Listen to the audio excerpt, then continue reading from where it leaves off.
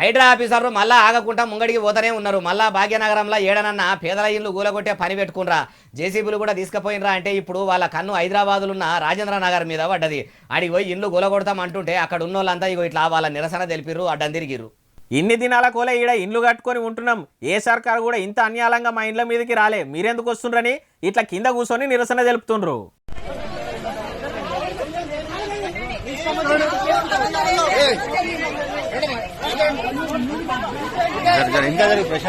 అరే కూలగొట్టాలనుకుంటే 100 ఎకరాలు కబ్జాలు చేసిన రాజకీయం లీడర్లై కూలగొట్టుర్రి, చెరువులు చెరబట్టిన వాళ్ళ చెమటలు దిగుండ్రి, కుంటలు గూడ్చేసిన వాళ్ళ కూసాలు గదిరిర్రి.